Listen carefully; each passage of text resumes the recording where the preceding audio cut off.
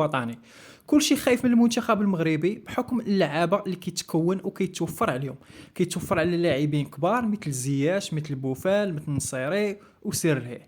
اليوم غادي نشوفوا الاعلام التونسي اللي سلط الضوء على المنتخب المغربي، وغنشوفوا شنو قال على اللاعب عدلي وعلى اللاعب بوفال، وغنشوفوا شكون اختاروا باش يلعب، واش عدلي ولا بوفال. وغنشوفوا شنو هو الكلام اللي قالوا، كلام سبيسيال وكلام غير عادي في حق المنتخب المغربي، وهضروا على الطموحات ديال المنتخب المغربي، وهضروا ايضا حتى على الطريقه كيفاش كيلعب، بالاضافه انهم قدروا انهم يعطيو واحد التشكيله من عندهم ديال المرتقبه اللي غيلعب بها وليد الركراكي في كاس افريقيا.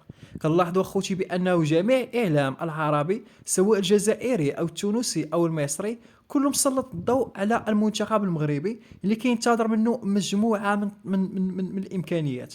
لكن غنشوفوا اخوتي واش هادشي هو مجرد ضغط كيديروه على المنتخب المغربي، او ان المنتخب المغربي اسود اطلس غيبينوا غيبرهنوا على الامكانيات وعلى المستوى العالمي اللي بينوه في 2022 في قطر، غيزيدوا يرسخوه باعلى مستوى في كاس افريقيا 2024. كنذكروا على ان المنتخب المغربي راه